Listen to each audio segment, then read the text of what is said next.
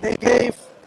Now everyone's making that discussion public, but it's become a place where people can express themselves freely without, being somehow like, someone's going to say, like, you can't say that. Especially political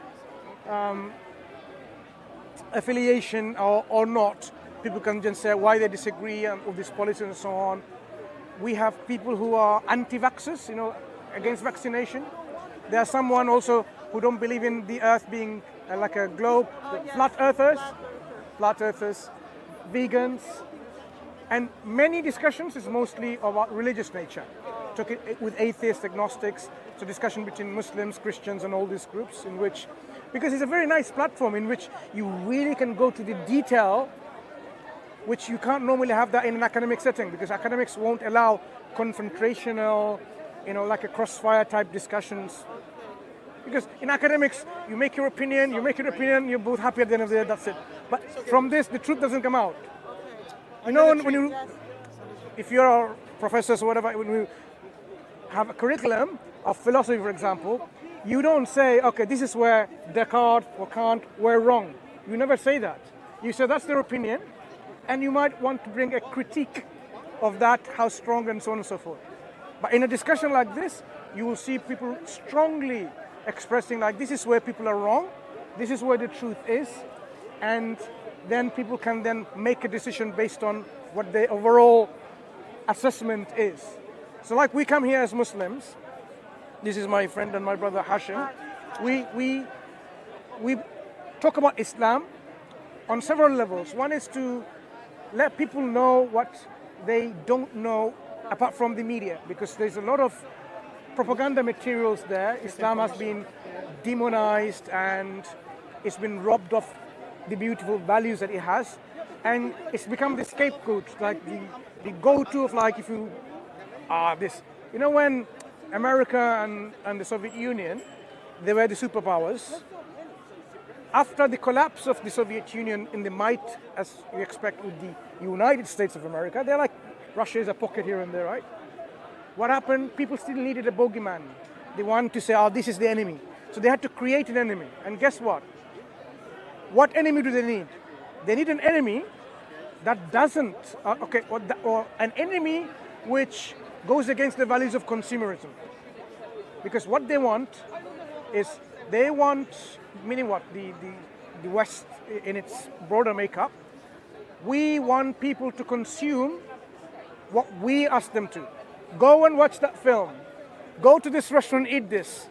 Go and buy those clothes. Wear those shoes with this label and so on, right? It's all about consumerism, where they want you to be a consumer consuming their product. But when they want to find something that maybe opposes that, and guess what? Islam opposes no to pornography, no to drug addiction, no to illicit sex outside marriage because it breaks down the family. All of these things, no to gambling, no to drugs and alcohol because it befogs the mind, and people end up fighting and committing violence and so on. Well, Islam says no to all of that. They found the right enemy. Say, let's make Islam that enemy, the bogeyman. And that's why they're portraying all that time in the media. Muslims are backwards, they're like violent people, they oppress the women, and they make the women wear their dress. Some. No. Not all, some. No. We have a dress code at work. I cannot go at work naked. Now, if I decide to dress the way I want, and my workplace doesn't allow me to do that, are they oppressing me? No. Because you can choose.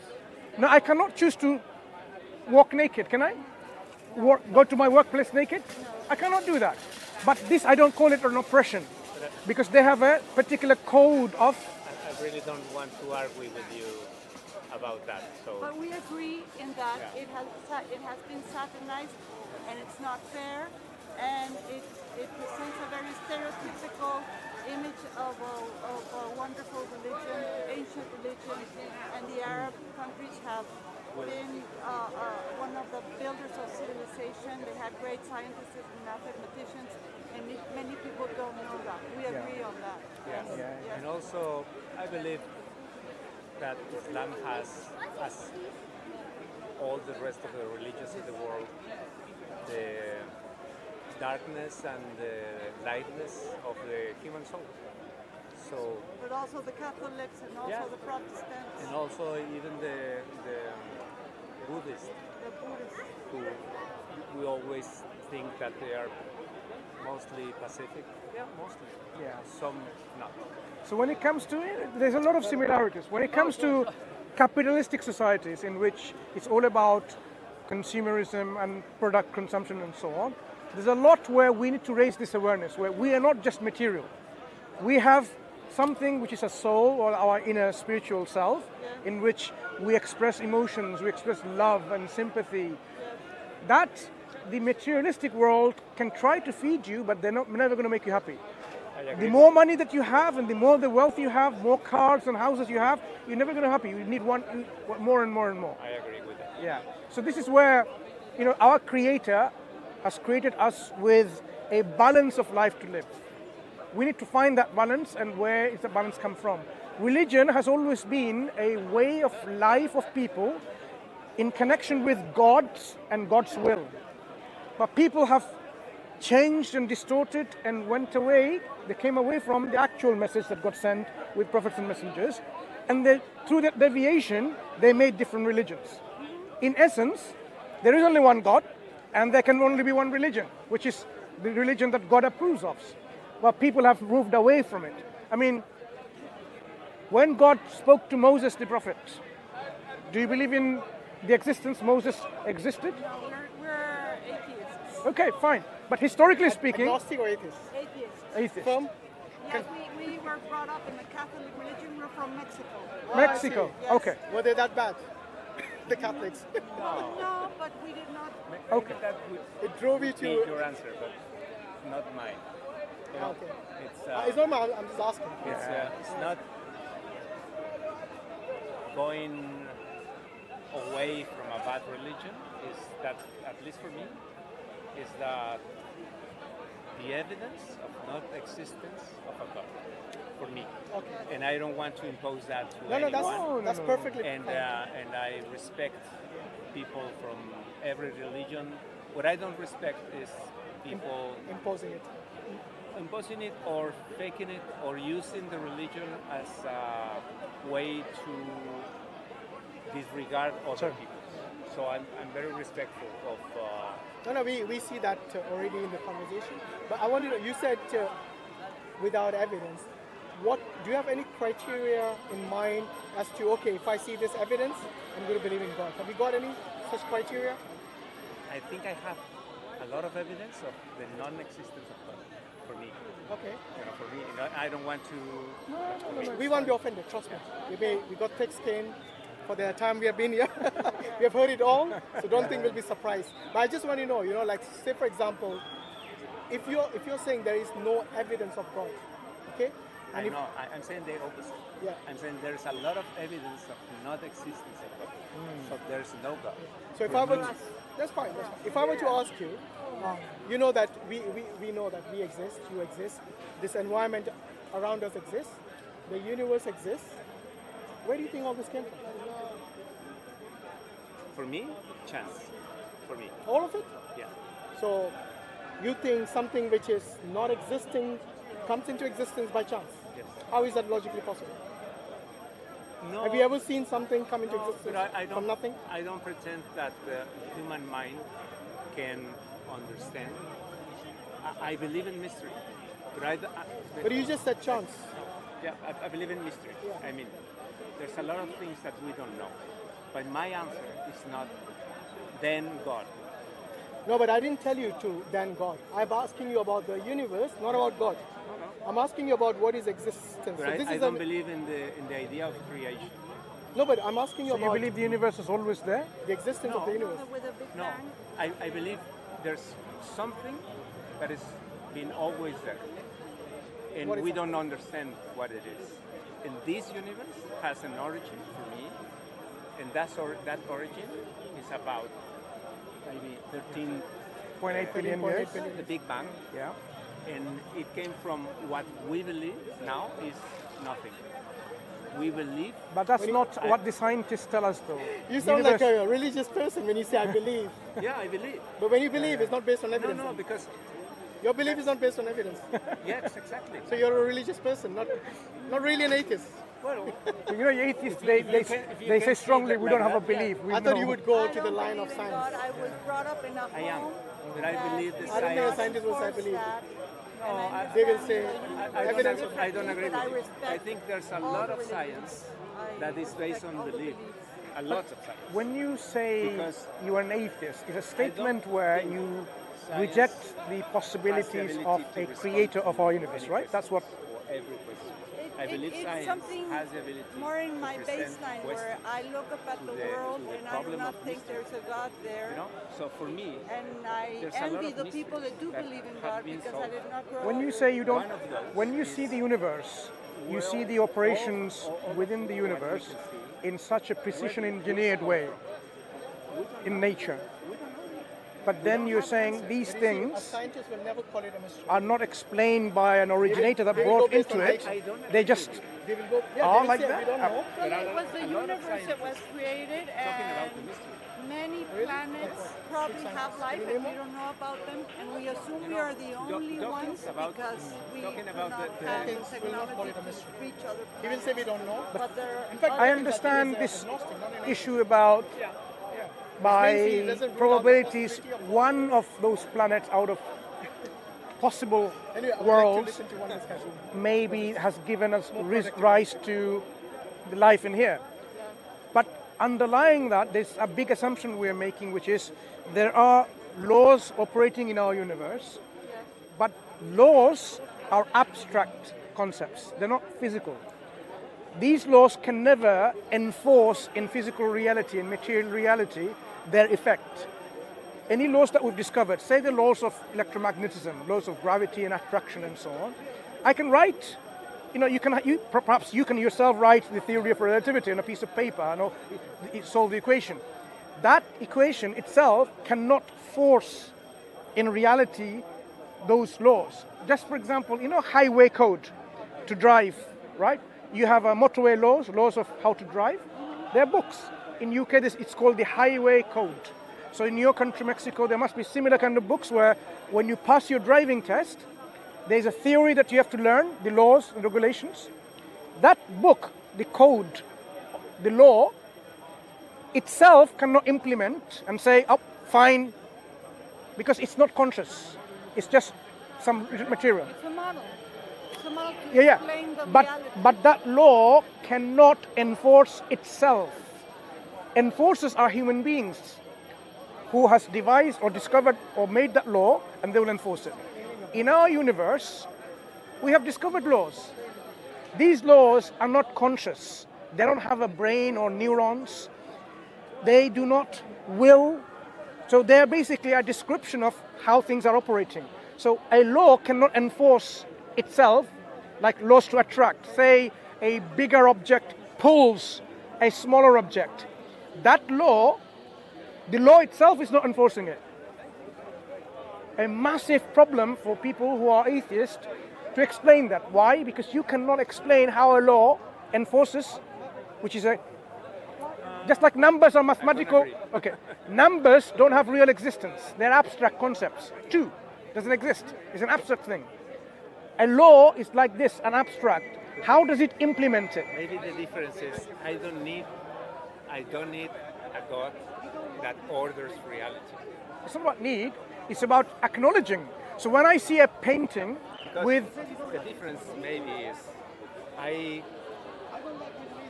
I accommodate the data of reality according to my not believing in God, and you accommodate the data according to you Precisely. believing in God. Precisely. So but you are right, I want to ask you, and I think I'm right. no, I want to ask you the data that you observe. When we see a painting with, like imagine of that building there behind you, right? Windows, and behind the window there's a man waving. That level of detail, if you see in a picture, you don't, from that observation, that data, you don't say, this came by chance. Because you would say this is so precise to the level of that detail, it demonstrates someone intentionally painted it all these details. We just went to the Natural Science Museum And? where Darwin worked, and it's very interesting because before Darwin, they believed that they were an order in the mind of a god of all the species that exist. And Darwin drew a very simple, very simple law, which is evolution by the adaptation. And it's very simple, and explains, and it became a religious problem with many people, because these religious people couldn't understand why the diversity of many species could be explained by just this simple law. Because they believe that the history had many few years. So it is impossible to develop all these species in these very few years. But if you give chance, the opportunity to act in billions of years, this is the reality that produces. But here is the observation problem with this understanding of natural selection, making... So you believe that every single animal is designed by God? Let me tell you what my belief is firstly. Do you believe in that? We believe as Muslims, God has created and put an order and law within this creation. So you don't believe in evolution? You believe that every I don't believe that things without an organizer, without someone controlling... That organization is not natural, it's from God. I am saying it is impossible to believe with a rational mind order, precision, just come by itself. Because, for example, if I were to give you this bus with all the internal combustion engine and so on and so forth, you will say. What I ask you, do you believe that the animals are designed, each different species is designed by God? All of them, wherever they're sourced from, throughout their history, they are designed by the Creator to come into existence. No. It's not about each one on this one. God can create a law in which these laws are then implemented, and then the animals following that law, they have their offspring on this way. So if God puts in their genetic code in which doesn't matter how many times you reach the upper part of the tree, your neck will never become longer and longer, Lamarckism, then it will never happen, because that's the law that's been set. I am more interested in the law that we observe. Without a law enforcer, the law will never implement itself. Yeah, but thinking about nature, you say nature is impossible to explain. No, I'm saying nature is not conscious, doesn't have a brain or intelligence. We have. No. We are nature. No, we are not. We are not nature. I'm talking about the natural you world. Think that the human mind is not nature? No. We're talking about the natural world, right? So when we were born, right? Our parents did not design with a blueprint, oh, you're going to be that tall and so on. They didn't even know what a genetic code is. The fact that these genes are controlling your external physical reality, your color, height, complexity, and so on, complexion, and so on. This code, you are saying, code such as this precise, it just come by chance. Now I'm questioning that method. That paradigm I'm questioning. Why the code keeps changing and changing and changing? Why nature produces variabilities? Why nature produces... We have done a lot of experiments with breeding cats and dogs for hundreds of... No. In nature. I'm giving an example. Even... But anomalies are regular in nature. No, here my example. Nature is doing its thing you're saying, right? Diversity. Anomalies. Right, anomalies. Also anomalies. But I am asking you to explain to me kindly, when we are consciously with the peak of intelligence of all the creation, human beings, seems to be the most intelligent of all the creation that we know of.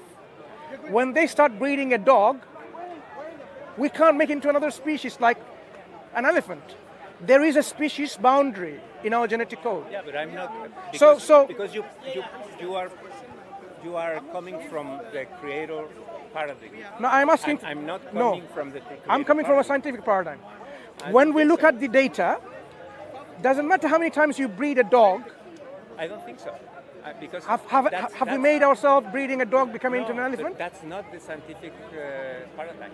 The scientific paradigm is not how I create a dog. No. The scientific Why can we paradigm- not go beyond the species in the genetic code? The scientific paradigm is why so many different species of canines exist. Why? Because And God the has given us- explanation, God has that's- given us a that's code. not scientific. No. That's Science- your perspective. I respect that, but we are not in the same line. But what I'm saying is, science is quite blind in its belief. It's blindly believing in naturalism, and it doesn't believe in it beyond anything that. So when we start questioning the basis of naturalism, this is where things fall apart in science. So if, for example, it was chance and natural I am more than selection, willing to question the principles of naturalism, but I believe religious people has And it is unique, not the not unique, willingness to discuss. consistent. we've been religious- discussing evolution. We've been going to the science, into the cells, Because- into the genetic code, and showing you the complexity of this genetic code in the cell itself is demonstrative of it is not possible by just chance alone, even with natural selection. If you flap your arms, are you going to grow wings? No. Why not? Because I don't have enough time. Okay, given enough time, if you keep on flapping your arms, are we going to grow wings? Yes. If that gives me and my offspring an evolutionary advantage, yes, of course. Okay. Of course. This is not the correct understanding of, in terms of how the somatic affects the germline. So you are saying, if I start now in our physical... Not me. In my No, office. no one person. No, that's what I'm saying. This is not the germline, the germ cells that contribute to your next generation. You are saying your physical actions will determine the changes like that. No. The adaptation No. to the environment, Exactly. generations. But how does this will change in your genetic but makeup? you're thinking in a very small, very small. No, I'm asking a specific question. How, within the genetic code information, you have to go? Been a pleasure.